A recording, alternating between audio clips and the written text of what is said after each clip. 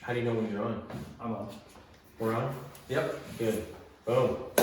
Welcome to the Utah Cannabis Church episode. I think we're on 7. I don't even know. Maybe 8. 8, I think. Yeah, 7 or 8. And we are truly blessed to have, want to introduce yourself? They call me Beto Burnz. Yeah. See, I didn't want to pronounce your name wrong. I hate when I do that. Because when I do that, people look at me like, hey man, that's not it, it's not my name. I'm horrible with names, you know? Yeah, no, I mean, people sometimes will, sometimes people who aren't, native Spanish speakers will say Beto. And then they'll kind of get, like, is it Beto or is it Beto? But Beto's fine too, like, if you ever want to summon me, you just say Beto juice, Beto juice, Beto juice. Yeah. Man of the people. Absolutely, man of the people, I like that, man. So, again, we're truly blessed to have you on. A long time coming. Yeah, you and I and Tyson were just talking about off camera how we met, at my lowrider car shop that I have, and we were blessed to have the music that you represented and sang, and I tell you what, man, you really uplifted the vibe. There's a lot of people there that wanted to hear a lot of old school and rap, but it was important to me that I had more of some reggae and more of some spiritual music, because that's what's important to me. Right. And it's my business. And they got plenty of old school, funk and rap and some soul in there. Mm-hmm. And hey, my reggae project is a fusion reggae project, so it's got all of that in there. Right. It's not just a pure, straight up roots reggae. And that's Grassy Dread. Grassy Dread, that's right. Grassy Dread, I like that. So, can you explain to our audience, is there a difference between what you're doing and reggae, or is it a blend? I mean, the style of what you were just talking about, what kind of style does that really represent? Yeah, it's we describe it as its own unique reggae fusion. It's definitely roots music, but not per se like roots reggae style. We'll do tracks that are rootsy, and then we'll do things that are more rooted in the vintage sound. But then we'll also do stuff that's there's a hip hop backbone to everything that I do. I love that. Growing up coming up in the same place at the same time as hip hop, it was like, I mean, I could have gone the other route and been Def Leppard, White Snake. These are great bands too, but it's like it just was. I was feeling the kind of bardic, shall we say, storyteller vibe of rhymers, of MCs that were, New Yorkers like myself, and I related to what they're talking about, and I found it fun that you could, I've always loved to rhyme. So it's got those elements in there, and a surprising amount of rock and some electronic, goodies.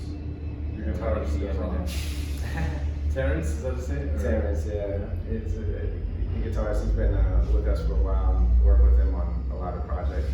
So, now currently, basically ever since, so we were just saying it's been about a year, or we're coming up on a year to the day, basically. They shut down? Yeah, since the Yeah. COVID craze started and the COVID measures went into effect. So when that happened, we were thrown for a loop just like everybody else. But basically, a little while into it, we realized, okay, we've got to do basically everything that we had planned. All the tours were canceled and everything. So it made it so that the things that we were going to put off towards, the end of the year when we're getting back, when the weather gets cold, the end of 2020, we had to do those things at the beginning, which led to us building up the studio and River House Sounds. We were just working as a team there, and there you're getting the whole river of sounds. Like it goes back to a particular river, and just rivers in general, the way that they've always been, movers of culture and River Sounds, is that? Yeah, River House Sounds. River House Sounds. And so there we do, rock, funk, flamenco, you name it. Is this with, I know you have another band too called the Fame-less? Yeah, so we got a blues rock project, you know, that's kind of an in-house thing. Yeah, the Fame-less. But we got something for everyone, and what we realized is that, you know, at this stage, 2020 having come and gone, we're realizing just how important. So you know how y'all, you know, are dealing with the healing of the nation. It's medicine. Yep, That's right. And you know, we used to always say that. We heard other people say that music is medicine. But more and more over the years, and especially with 2020, you know, hitting us hard, and like you said, giving us in a positive light, you know, the impetus to focus on certain things, then we take it very seriously, you know, even scientifically, you know, okay, music or sound healing and vibration and stuff is medicine as well. So that's kind of where it's put us, and that's what we're doing, is focusing on a variety of music for a variety of different ailments and different people. But we really like the way that it brings, you know, people together. You credited us, Grassy Dread, with bringing the vibe. We just matched, you see what I'm saying? What was already there, because it was a great vibe. The kids, I loved how, like, you know, that's our type of thing. And River House Sounds too, even at the house and where we were located before, we would do that. It's men, women, children, and dogs, we always say. Yeah. You know what I'm saying? When you can have those like vibing, then you know that you got something going on. And I loved how the kids like instantly started their own band, made out of boxes, and started making stuff into instruments right there, you know. that was cool. That's our vibe, the tribal vibe. Yeah, they picked it up really cool, man.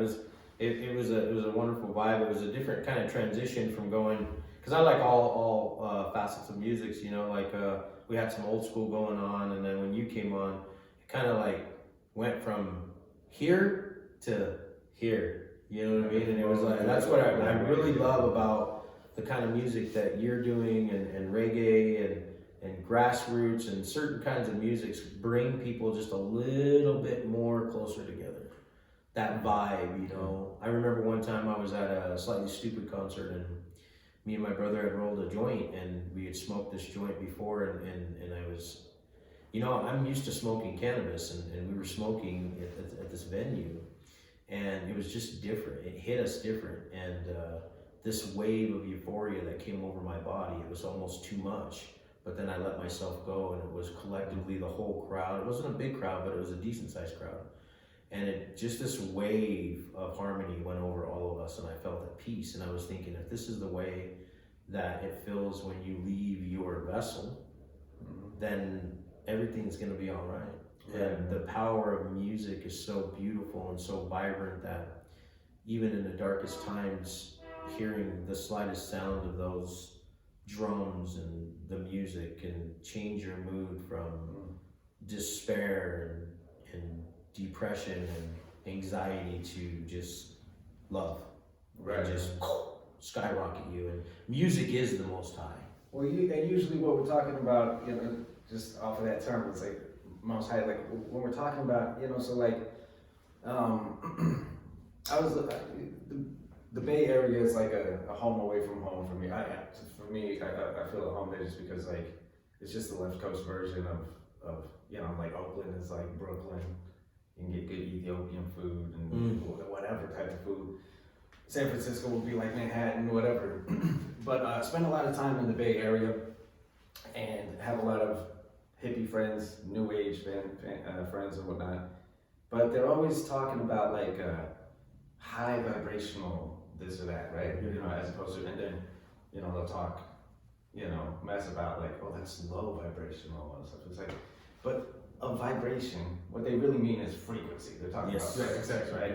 And so, because there's high frequency and there's low frequency.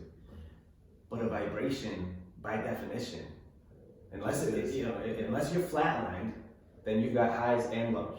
And so it's that, like you said, the wave, and that's, you know, River House Sounds. That's why, you know, it's the wave, it's the water. You really feel it, right? But without that wave, the water can be stagnant. Do you see what I'm saying? Yeah, you can have your little layers, you know, like it's some Italian dressing or something, but you better shake it up. Unless you just want that top layer, etc., whatever. And that's what people are kind of going for, is like the cream of the crop, but it's not reality is not life force is not that way. It's not just the top layer. Yeah. Which is gotta like shake what it you up. said, when you get that, when the vibration that is in all things, penetrates you, Mm-hmm. then like you said, you feel outside Mm-hmm. of your body, perhaps, but really your body's never been more whole and sustained because it is those Feel the vibrations. Consciously It's locked not within flat. myself. Yeah. Yeah, you're not really alive, really. Right. So, so yeah, so sound and music can be very powerful in that way. And as you know, like working with the physiology, when we're talking about oils and other substances, right? You see what I'm saying? Then it's the same type of thing. Like 9 times out of 10, what ails us Mm-hmm. is a question of circulation. Mm-hmm. Get it circulating, Mhm. get the chi flowing, and it's all good. You see what I'm saying? But if In most a cases. lot of people think that things like chi or spirit or whatever they want to call it, like, oh, it's life force, so it's always flowing. No, it can be stagnant. It can be as well. stagnant, yeah. Yeah, Yeah. it's good to be aware of that. No, that's cool, That's man. huge. So you say you're from New York Originally, yeah. originally? How long you been here in Utah? So this is actually Utah part 2 for me. Oh, cool. Yeah, I came out here to go to school. Utah part 1.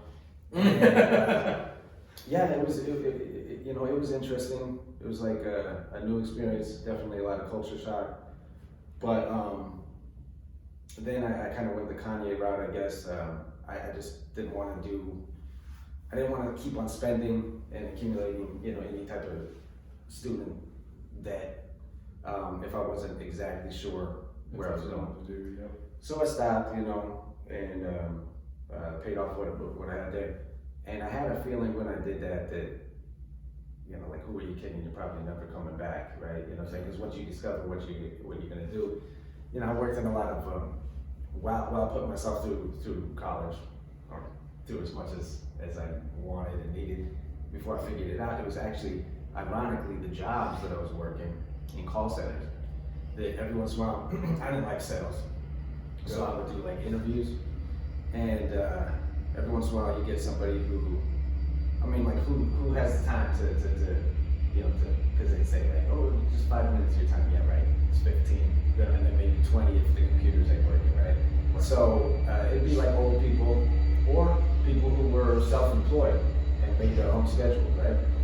And so a couple times I found myself on the phone with someone who worked in a field that, I really wanted to work with music, and talked with the guy who worked with Santana and a lot of greats and stuff. And I'm like, oh wow, that's cool, and even if that's not exactly, it's like, how did you get to where you want to, like, where, and my question as in a student, university student, that is, mindset would be like, where did you go to school? And they'd always laugh, always, because not that they didn't know it, but 9 times if they went to I went to school to be an accountant. Yeah. But the way that they got it, the way that you get good at doing what you love is by doing it. That's right. And so I heard that a couple times, and then it finally sunk in. So after that, did a lot of traveling. Yeah. The Bay Area was my jumping off point. Were you playing music then? Yeah, like in Utah Part 1, I was doing a lot of music, but and so it's fun to come back and see what has changed in the scene and what certain things have never changed. Right. But no, while I was traveling, for sure, like I did some music while in the Bay Area, but I started traveling, right? And so that became my thing, and went out to the Philippines. Lived out there for a while. Lived in Mexico for almost 4 years. What part of Mexico? We were mostly in Manzanillo. It's right. I call it the elbow of Mexico, right there. Alright. It's actually the main port city, but it's on the Pacific coast. Okay. And it's not a big.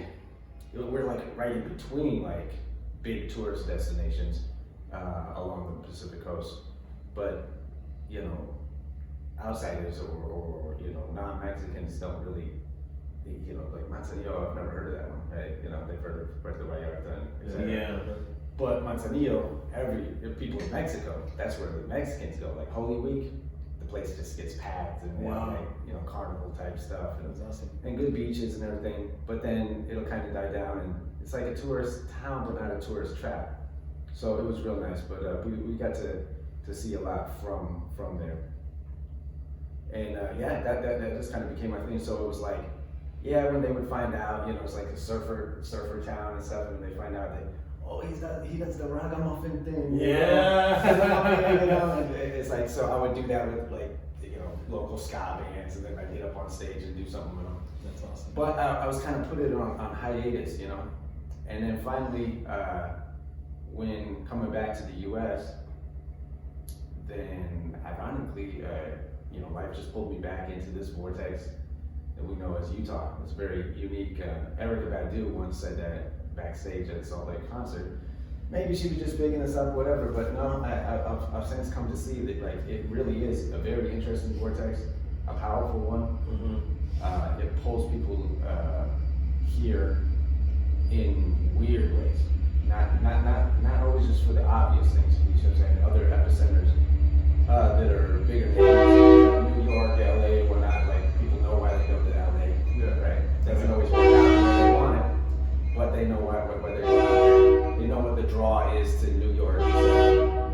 But Salt Lake, it's like, you know, Before the trains come. Sorry, everybody, for the trains there in the background. We're at the new location of Healing of the Nation grow site, and we're next to the railroad track. So if you guys hear the railroad, excuse us. And yeah, it's kind of permeating through the skull. But so let me ask you this: with you traveling so much, you were able to pick up different themes and put it into your music. For sure, yeah, it definitely helped in that way. I didn't get to go to all the spots that I would like as an artist or as a musician. Right. But for that, you know, I gotta thank God, you know. Yeah. I grew up in New York, so like you get a little bit of everything comes to you there, you know. And that scene in New York is, I've never been in, well, I've been to Buffalo. I have to say that Buffalo, the people, you know how people say that New York or Buffalo people are like rugged and rough and cold, they're tough and cold. Some of the nicest people I ever met in my life. Yeah. I mean, they were humble, they were chill. Of course, you could see, I don't want to mess with that guy. Yeah, no, I mean, You know, we have he's got a sweater and a beanie on, and he's got some fresh kicks, and he'll make it his day to prove his point. But he opened up the door for me, right. and I'm used to the urban setting myself. I come from the streets, and I wasn't intimidated, but I knew where I was at too. And I have to say that whatever people think about New York is wrong. Yeah, you get that a lot, and you know, I have to admit that once I went down to Mexico was where I think I slipped out of being so much of a city slicker and an urbanite, whereas I was before then, and definitely a New Yorker in some way. See, like as far as NYC goes, like we definitely, and New York in general, upstate is a different world for sure, though. Yeah.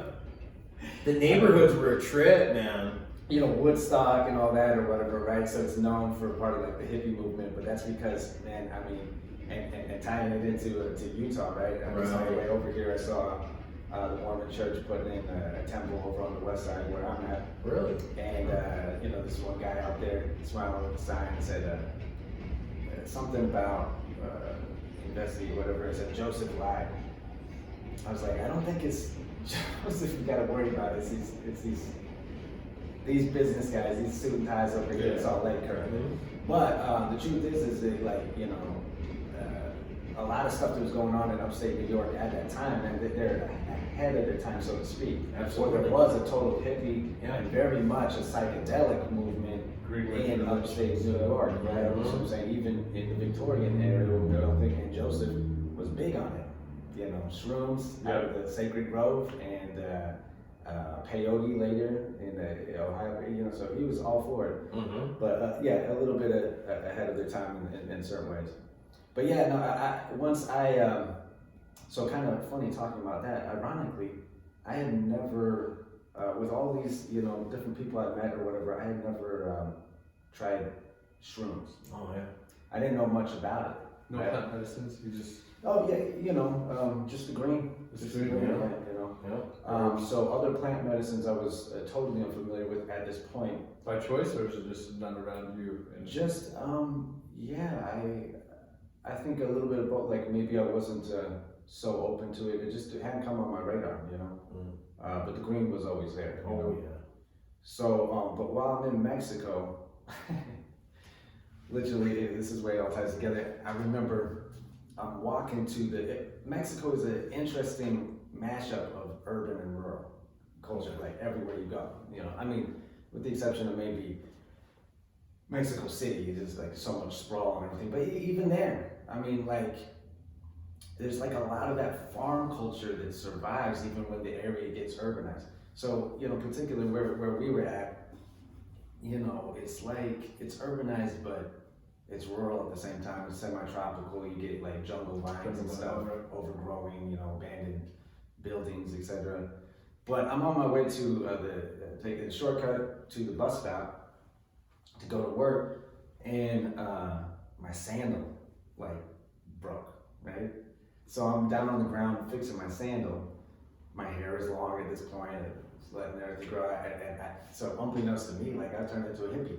Well, these three preppy, like one girl and two guys, high school age, real preppy, Mexican high school students, like walk by, and when they're kind of snickering, and when they get a safe distance off from me, they're like, hippie! And I was like, the New Yorker in me, I was like, you! Yeah. I was like, Yeah. I said it in English too, but I was just like, wait a second, no, oh my God, I am a hippie. I was like, thank you for pointing this out to me, oh my God, when did this happen? And I'm sitting there literally, and it was funny, it was that day, and like I said, it's a crazy mashup between urban and rural. So even though we're there with public transit and that type of thing in a working class neighborhood, ranchers would come from like 10 minutes out of town, you see what I'm saying? Yep. They bring their cattle right through, we knew this cattle was grass fed because it's eating grass right out of our patio. Right. Right out of the plaza right across the street, you know what I'm saying? And That's awesome. yeah, so there's a big cow pie right next to me, right?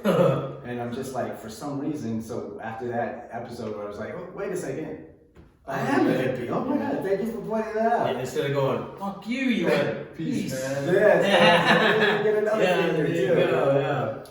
But then I smell the cow pie.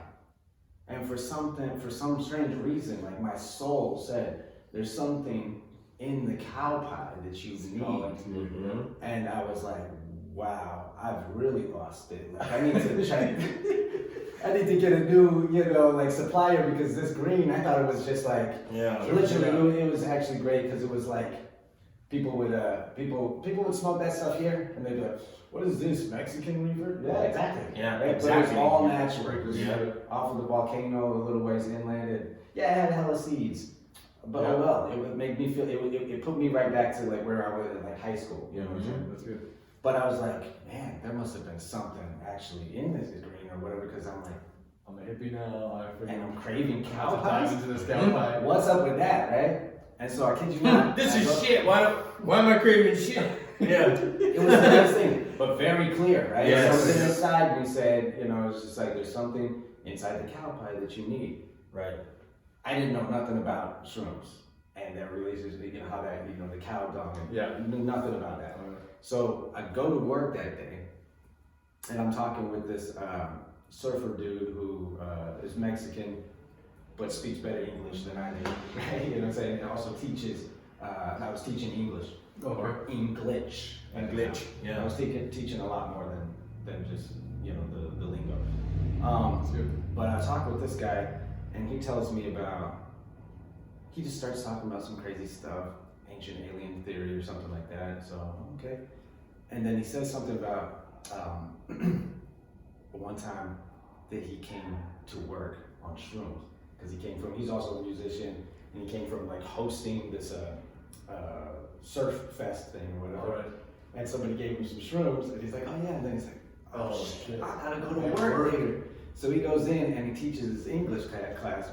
Sherman. Yeah, Sherman, right? But that's another story in itself. But so he's explaining this to me. He's like, he says something about, and you know how the shrooms grow inside the cow pies, right? And I'm like, What? did you say cow pies? Yeah. Like, no, but This is too weird. now I know now, right? So I'm getting a message, you know, or second confirmation, a second witness through the spirit, you know, and this guy's telling me that, yeah, there's something you need in there, you know.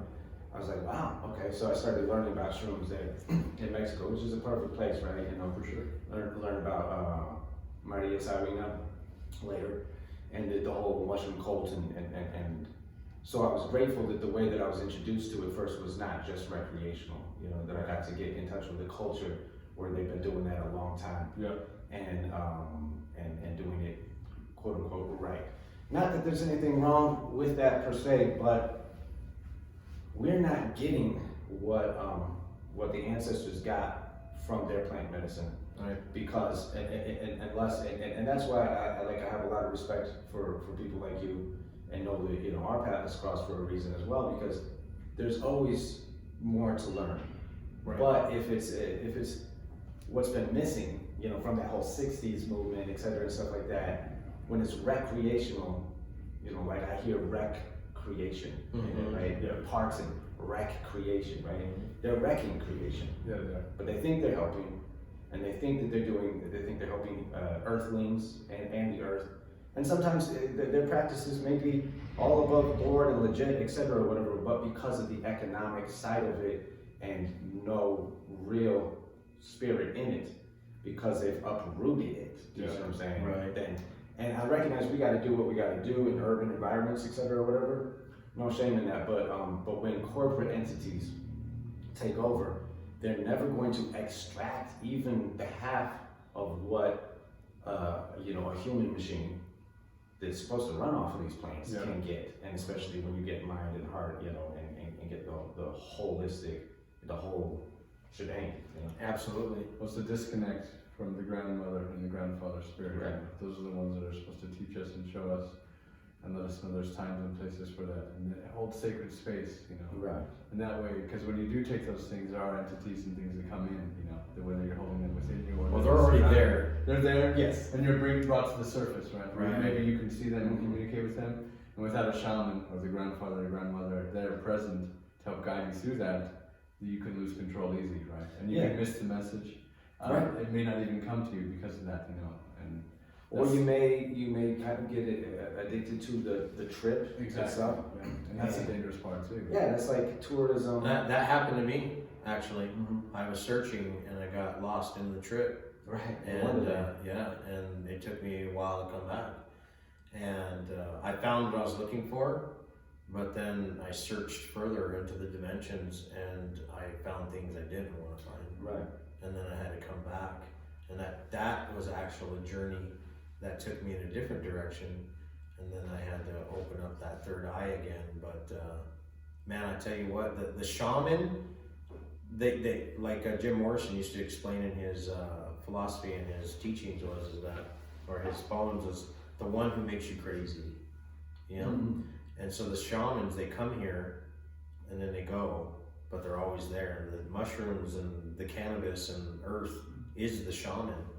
And when we pick that and we eat it and we open up the doors of perception and reveal it to our true self, I think that's where that missing piece is for a lot of people right now. And I think we need that right now in this pandemic that we're in, you know? Yeah. And I think that's a lot of why what you said of our paths, because I'm a believer in that we don't meet people by accident. They're either a lesson, right? Yeah. Well, it's always going to be a lesson. Right. It's always a Yeah. lesson. They're a lesson, but at the same time we cross paths and these symbiotic natures that we come through is something that's real special. And I kept telling him, we gotta get him on, and again, like that spirituality, that connection, I was like, we need to get him on, because the music in which you were singing the other night was something that I missed when I was leaving Oregon and coming here. And then with the whole pandemic, that divide, Right. they accomplished that goal for a second. For a while there, it was very, and now they're doing it through other means because gas prices are sky high. Oh, it just got boom, 222 to 275.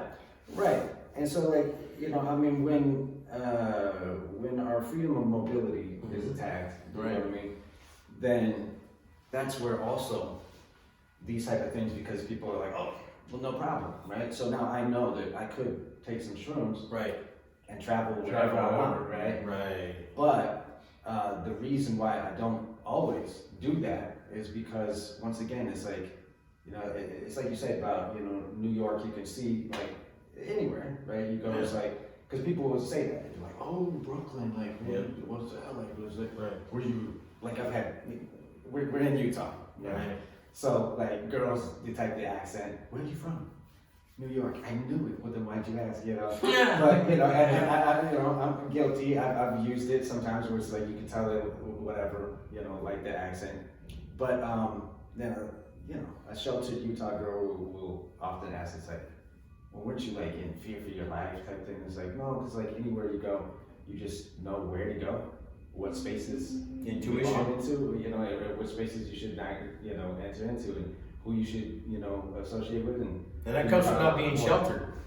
right? Because you broaden your horizons and it actually benefits you. And you learn same thing with our astral friends, Right. The different things that are always there. You know, I remember one of my good buddies was like telling me about a trip he had, and he was like, "But the walls, man, the walls," you know. And I was like, "Well, the real trip is that walls are weird things. Period. They're always like that. Right. You just only notice it when you're on shrooms." And he's like, now that I'm not tripping on shrooms, I'm tripping even harder because you said that.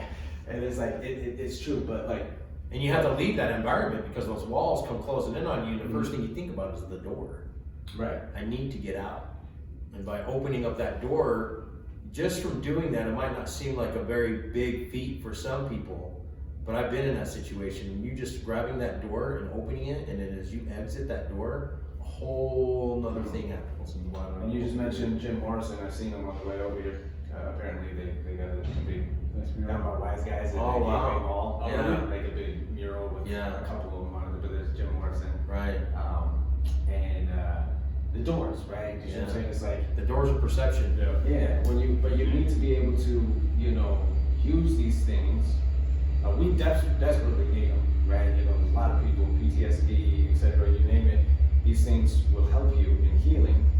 But so we need the plant teachers. But you don't want to be a tourist. No. Do you know what I mean? Yeah. Because like even the parts of Mexico where I live too, it's just like, you know, and the areas of the world that I've lived in, South America, etc. You know, I haven't gone about it. You know, I'm not trying to brag. I'm just saying that I've done both. I've done the package vacation deal. Do you see what I'm saying? With other people where, oh, we got to fit in this, and you see the sites, etc. And where I've been in places where I'm there in a city and I want to see some things, but I'm only there for a few days. But my preferred method of travel is not tourism, because I see tourism as linked with terrorism, right? We're talking economic terrorism, like the economic terrorists, CDC. Yes. Right? You know, right now they are the #1 leaseholder in the country. Right? Because that's mostly due to California, where they made a deal, and anyone who, you know, these poor people, you know, like ourselves, are struggling. They just got the business going, etc. Whatever. They got the moratorium on the rent, so supposedly they're helping them. But in the fine print, now your leaseholder is the CDC. That's some shady shit, right? But people are like, oh, but we should try to follow the guidelines. If you follow guidelines from economic terrorists, do you see what I'm saying? Like, and that's not something that is up for debate. You know what I mean? Like, that's not. It is a moral question. So they're gonna bring up. And you know, you made a quick, short, you know, blast the other day. I happened to catch that, right? And that's once again what you're talking about, you know, the right things. But About vaccines? where you had to kind of, we're at a time where people are gonna have to say like, look, if you want to do this, that's fine. But as for me and my house, right? Do you know what I mean? And you're talking about the thing, because there's this there's a false sense of care, right? There's a movie out there called I Care a Lot, and I can't remember. Did you watch it? It came out. It's called. It's brand new, I think. It's quite new, right? Yeah. Which is rare for me, because I have not been consuming media for a long time. I've been producing it, right? You know. But I saw it just a few nights ago, and glad I did. Like that's something that I would encourage anybody, you know, saying like go ahead and watch it, because that hits the nail on the head and puts the nail in the coffin when it comes to this false care. There's no story that tells it better, but it's very, very important for us to be aware of that, because otherwise we get manipulated where it's like, oh, I guess I'm being insensitive and I don't care about, you know, people because I'm not wearing a face diaper, Right. or because I'm not, you know, with the whole science behind vaccines, supposedly, right?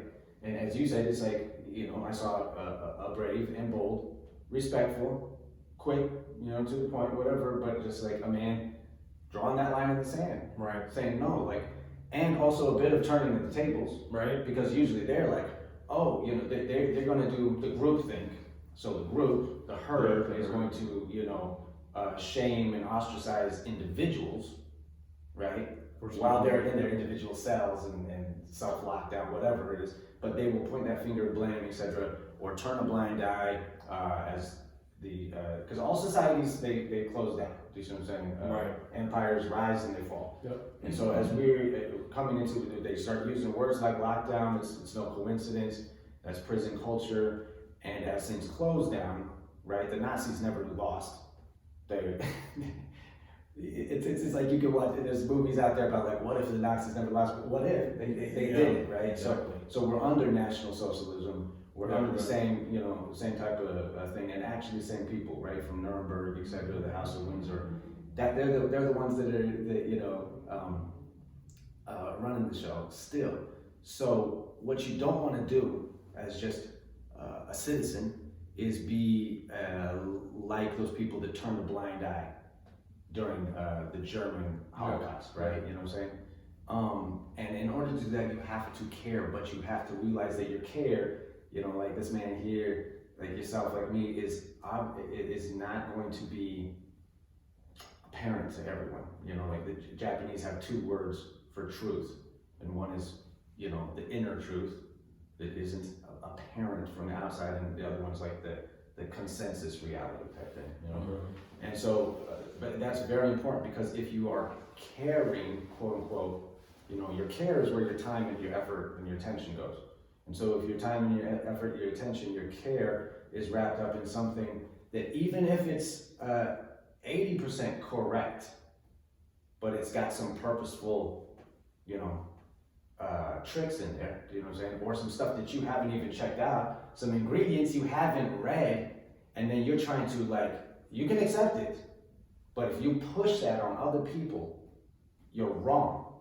Mm-hmm. That's just wrong. Yeah. You know what I mean? So to stand up for truth and rights, you know, then we have to do that type of thing. And the truth is that, you know, it's like, it's not a wise move, you know, to take the forced the injections. I believe so. I don't think it's the right move. I think it is truly the sign of the beast and the mark of the beast, if you will. And those who have took them have already said that they don't feel godlike anymore. Like they feel like the spirit has left their body, you know. And so by taking that choice, that's why when I made that video, I was forced to make that video because of one individual that was around me, and they took it upon themselves to tell me about that situation, and I immediately withdrew from that environment because it is something that is sacrament to me. Like, I don't understand the point to where you are living, like we were saying, coming up on a year now with this COVID pandemic, and what's happening is that you have lived this whole year trying to avoid this fear-mongering tactic just to inject that very thing that you're scared of into your body. It's counterintuitive. And if I offend anybody out there, I apologize. Again, I don't mean to be disrespectful. It's just a personal opinion of mine. But since we're on the subject, it's something that's very sacred to me because it's the only thing we have as human beings to hold on to right now, that when everything's stripped away from you, money, house, cars, shoes, whatever, even music, cannabis, the only thing you have is your spirituality. And if you have faith in your heart that everything's going to be all right, it will.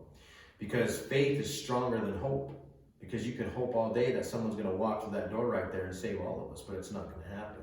But if you have faith in yourself, that you individually can help shape and change the path and move mountains in the environment demographically that you're in, by having other people thinking the same way through that energy and that projection, can only make things better.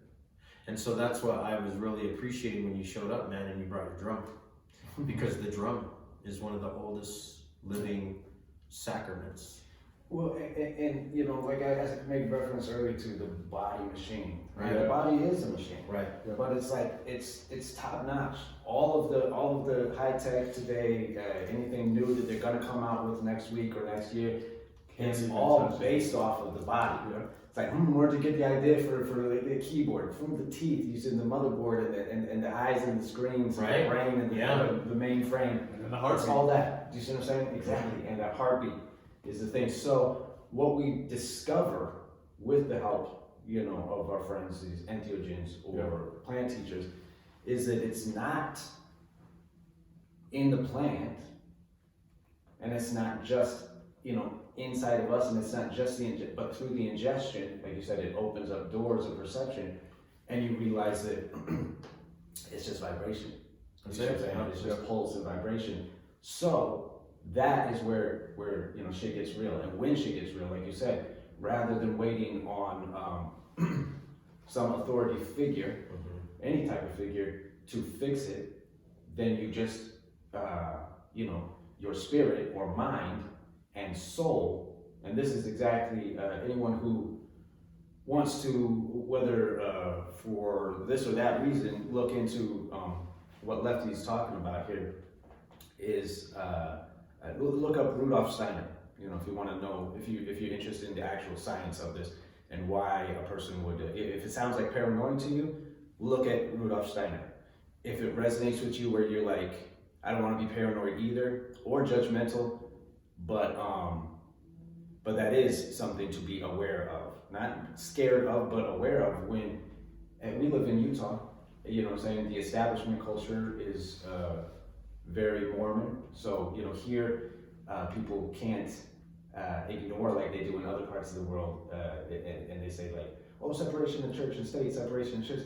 Those things have never been separated. You know what I'm saying? That's left hand, right hand, left foot, right foot of the same beast, just stomping you down. You see what I'm saying? Right. But here it's a little bit more obvious and tight knit that that's what's going on. Yeah. And so yes, but you know, I work with a lot of people, some people in particular, who you know, are in this or that counterculture in the Salt Lake area, and they think it's funny. They think that they're cool because they're not religious. But as soon as the CDC says this or that, they jump. As soon as the government does this or that, do you know what I mean? They may complain depending on whether they identify as left or right. But they you know, they can come down hard on religious folks. But some of them are, you know, very naive, but they're very sweet as well, and they are respectful. You know, more so than the quote unquote non-religious ones. But when you start seeing a person even like that, who has their own, you know, personal, within the frame, you know, of a religion or whatever, that's definitely shapes but they've got that respect because it's in their heart, etc. And then when you hear them talk about that they can't feel the spirit, or that's more than just like, oh, they can't talk to their imaginary friend no more. That means that like there's a real science to it. And if you don't want to look into it, then you should shut up. You know, it's not really gonna shut them up. But if you do want to look into it on either side or whatever, look into Rudolf Steiner, and you'll see exactly what's going on with this particular injection and what they're going for. And it is a serious issue because whether you understand it or not, you know, everybody knows what we're talking about when we say, you know, soul. Because even if you understand it from a stylistic standpoint, soul music, right? Yeah. Soul food. You know when something's got soul. Okay. And each and every one of us have a soul. But as you said, like that's the only real scary thing. It's not circumstantial. It's I can't feel my soul. You know what I mean? Like, where's the soul at? It's not being able to connect to your individual and then onto, you know, collective soul, and not having community in that sense. And going back to mushrooms, I think that's how people can really connectively bring themselves back, because I don't think that it's lost completely, because as long as you still have this vessel and you still have a thought of mind, for the last 24 hours, I've been deprived of sleep because of the environment I put myself into. I find more clairvoyancy from not having sleep, that I'm witnessing and feeling things on a vibration level. It puts you in a state of meditation. I am in a state of meditation right now. And I withdraw from negativity because I'm getting all this positive stuff coming into my body. But I don't believe that it's broken. A lot of people say, well, what do we do? Well, we have these tools, we have these herbs, we have plant medicine. And if you consume the herb and you eat the mushroom periodically and microdose yourself, you can bring yourself back out of this. If you find yourself lost from these injections and from this ungodlike or unspirituality, that you've took your body or your temple and you've given it to somebody else and they've taken that from you with an injection, you can bring that back. I do believe that the body and the spirit can do that. It may be a challenge, but through mushrooms and cannabis. And that's what the mindset through the Utah Cannabis Church, and what I was thinking, I was sitting there in the coffee line, and I gotta keep explaining this, is that I thought to myself, how am I going to project something that resonates to the community of Utah? Because I was born and raised here, so I've been influenced through different cycles of Catholic and Mormon and all this other stuff, and so I've seen it all. What can I do to project this where people will grasp something and just listen to even 5 minutes of what we've talked to? We've hit such powerful notes through this podcast that even listening to for just a couple minutes, people will go, whoa, I'm gonna look into that, because that grasped you, or maybe they didn't have time to watch this whole podcast. But no need to OD, but right, you know, take so the Cannabis Church. I need something where people will go, Cannabis Church. Well, I've never heard of that before. And they're like, well, what made you think of that? And it came to me just from what you were talking about, smoking that herb. Yeah. And something was projecting it. And then I called this guy here and was like, hey, you know, what do you think about this, and this, and Cannabis Church? And it kind of resonated because it's something that collectively people understand, those subliminal messages of church. What is church? Congregation. Yep. And congregation is togetherness, you know, and I think that's what we're lacking right now in this pandemic, is togetherness. They've distanced us, social distance us, they've distanced our mind, they've tried to cover our mouths and our speech, and our intellectual and oxygen is being deprived from our bodies. Off from right? The sun, on the ground. And so some people can't even hear. Yeah. You know, so they would lip read, now they're lost in the darkness because they can't see anyone's mouth. Exactly. So bringing, there's one thing that I witnessed in Oregon that really brought happiness into my life and into my soul, was that a group of individuals that collectively come together with the same onset, or even close to the same onset, or same beliefs, or same spirituality, that just getting everybody in that room and consuming that and being on that wavelength actually made it medicinal. It made it medicinal. It withdrew from the plant for a second about medicinal. And it really brought, like, you are my medicine now, and you are my medicine. And just by me talking to you, and like, I almost didn't come to this podcast today because I wasn't feeling well, like spiritually, but something in my mind said, no, you have to go, because something in that room is going to make you feel better about yourself and the way that you're going to leave. So people are the medicine as well, because we are plants. Yeah, people are the church, right? So like when they're talking about like the Church of Christ, it's, no offense, but it is bigger than Jesus. Right. Jesus would tell you that himself, right? In plain, in no uncertain terms. But the truth is that, like, where 2 or 3 are gathered in my name. Okay, that's not the Jesus juice either, right? Name means nature. It's not this word or that word. It's not Allah or God, right? You see what I'm saying? Those are just words, right? And the word without spirit, you see what I'm saying, ain't the same thing as we've been talking about.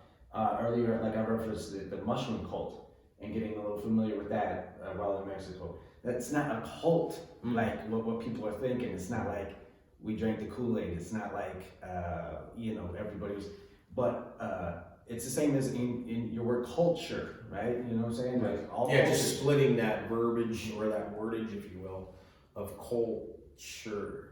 You know. Now it's important to be aware of because like the cult-like aspects or the way that it can Getting too confine deep, you. Do you like see what I'm you saying? said, Yeah, where you get Yeah. too deep, where you get lost in it. Right.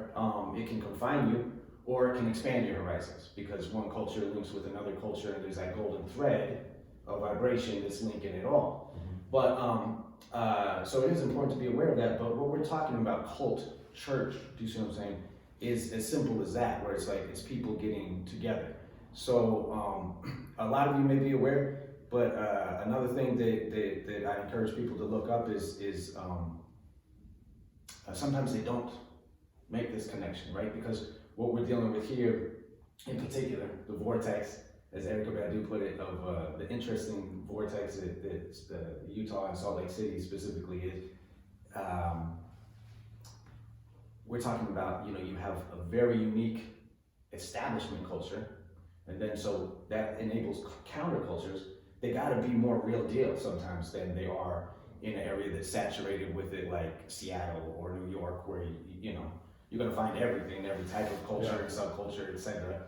But sometimes they get very cliche and whatnot because it's saturated here. It's like there may be only a very few of you and your friends doing a certain thing. If you find joy in that, if you find healing from that or value, then you have to keep on doing it even while everybody else is very white bread, very whatever. Do you see what I'm saying? Yes. And so that actually brings out the realness, the real deal in there, or can. Now, the thing that has to be remembered is that the Mormons who came out here, that was one hell of a counterculture. So counter, in fact, to the Victorian era, age, thing or whatever, that they had extermination order put on them, and they were like, "Well, fuck, we're going to Mexico, right?" So they're out here, in what was Mexican territory at the time. Right. Now, of course, we know the route that went, right? So it is important to be aware of this, but like, let's face it, you and your friends, you're not gonna start a cult or a church as in a tax-exempt corporate entity, right? Right. We're just talking about neighbors getting together. We're talking about biological family, and then, if the biological connections are too sticky and they're, it don't matter. Even if your mom says, it was like, "Oh, you better do this." Man, the way that I've found, it's like there have been times that I've been glad I listened to my mom, and there have been times I've been glad I didn't listen. Right. You know what I mean? Because you have to listen to mother, and you will not be able to hear mother if you're listening to mom instead. You won't be able to listen to father energy or have that available to you, which is your active force, your yang, and your ability to do anything. You won't have that available to you if you're listening to the false father of daddy state. Do you know what I mean? Yep, absolutely, 100%. Yeah, man. No, that's exactly, you hit it right there on the head on the nail, because that is exactly, and this is only a small portion of that.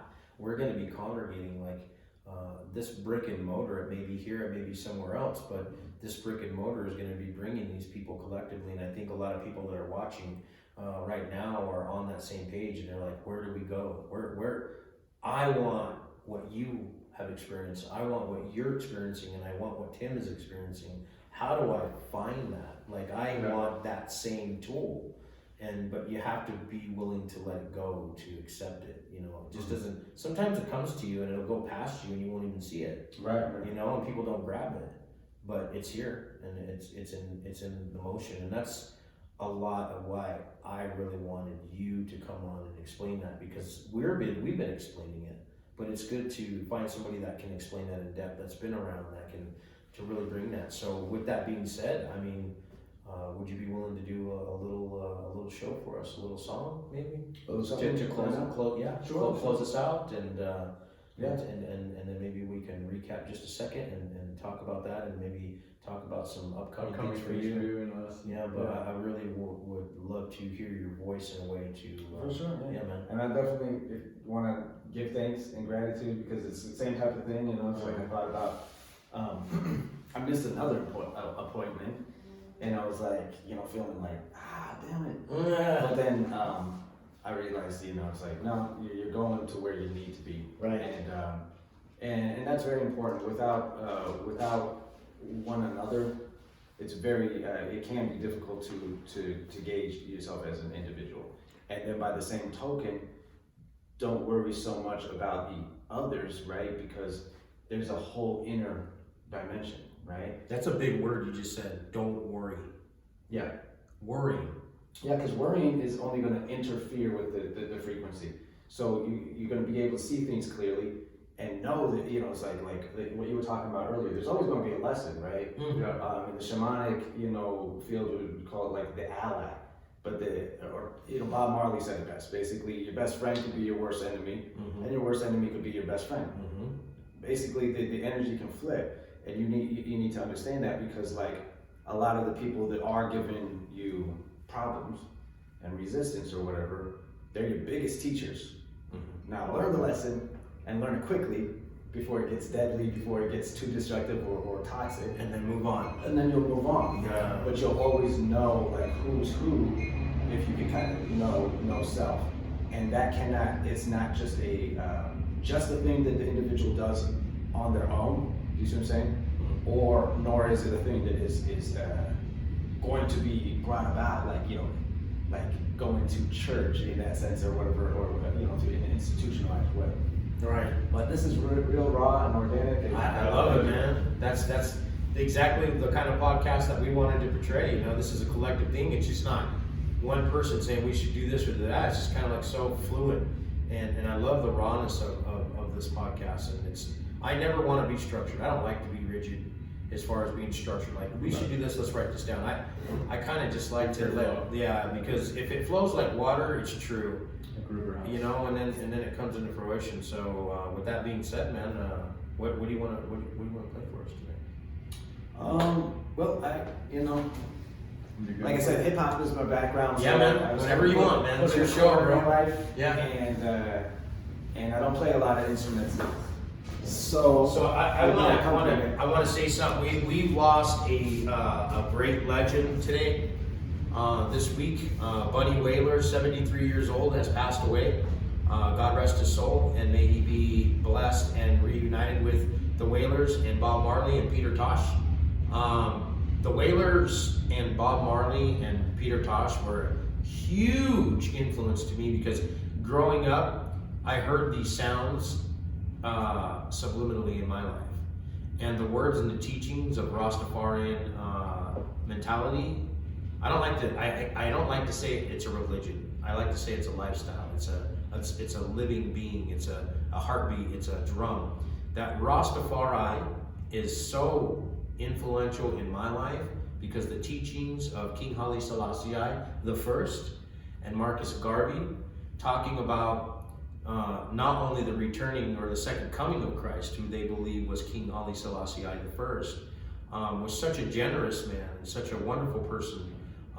That these things are special to us. So I just want to say praise and thanks to Bunny Wailer and the Wailers, and our thoughts and prayers are with the family, and may his soul be blessed with this wonderful entity and sitting next to the Almighty Lords of Lords and Kings of Kings, with the greats. And so I want to dedicate, if you don't mind, this to him. Yeah. Okay. All right. Go ahead and get in the middle there, bro, and I'll step aside. See what's yours. Get this out of your way.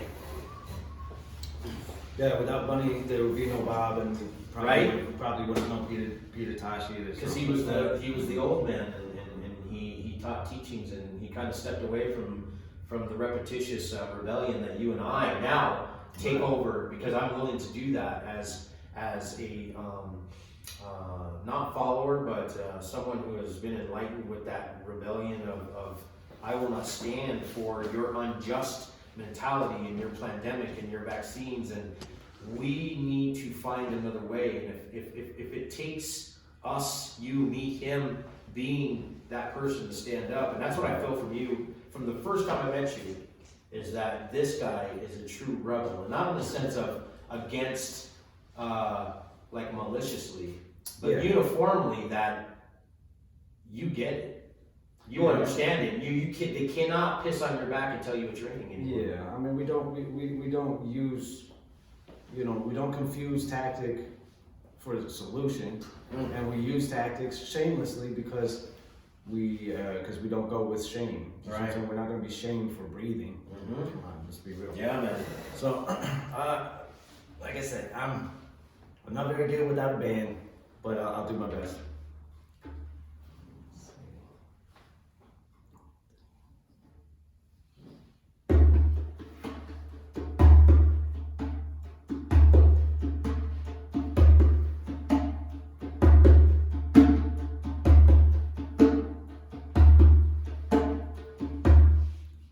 Oh, pirates, yes, they have kind mind, sold out to the corporate entities. Mankind's worst enemies are of our own invention. Better wake up and pay attention. Won't you help to sing these songs of freedom? These songs are redeeming love. Redemption song. Emancipate yourselves from mental boxes. None but ourselves can free our minds. Have no fear for atomic hoaxes. They don't really got it like that. You need to know. Won't you help to sing another song of freedom? A song of redeeming love, oh redemption song.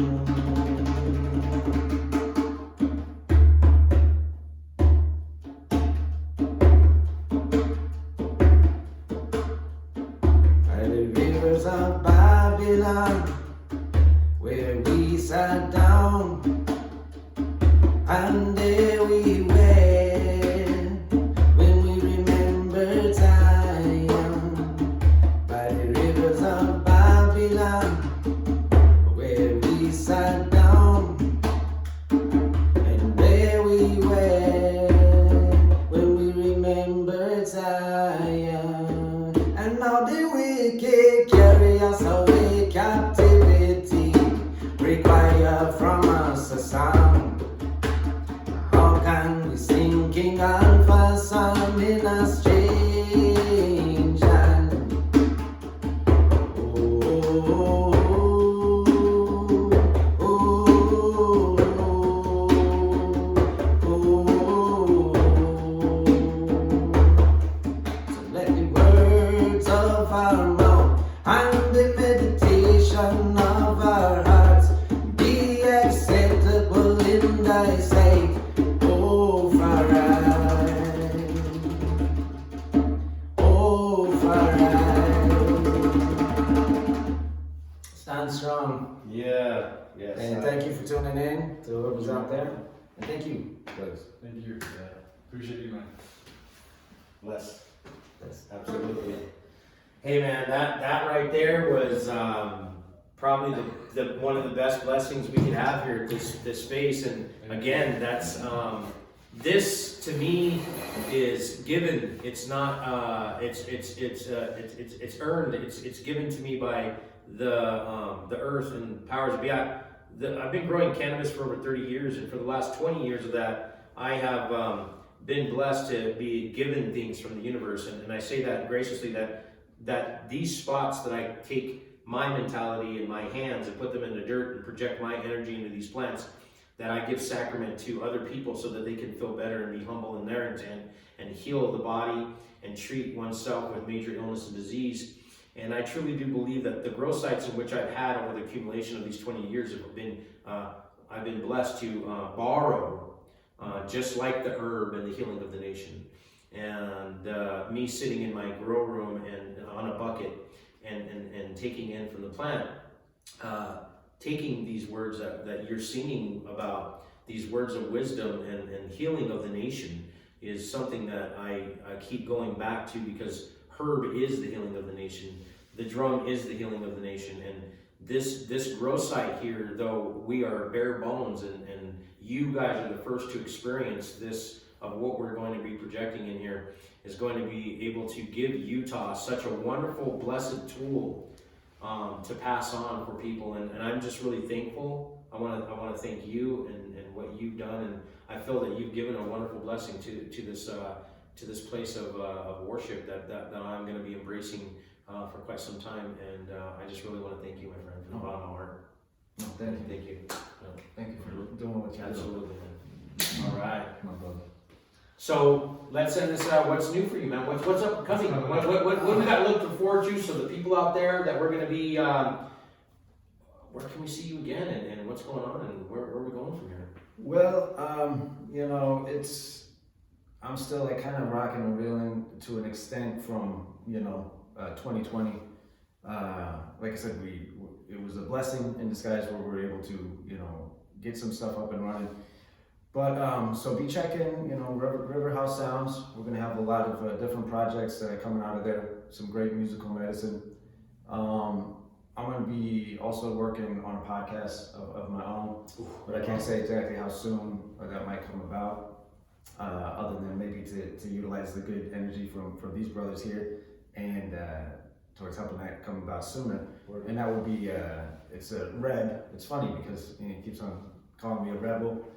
So it's meant to that whole song, I'm a rebel, so rebel, like that. That's what resonates when I'm around you. I can feel it. That you truly are. That you're the real deal. And there's a lot of people out there like that. But it's very few, far and in between that I can really sit next to someone and feel like a true rebel. Yeah, no, I feel you. Yeah, man. But like you said, there's a lot of us out there. A lot of us. So the podcast that I'm hoping to launch is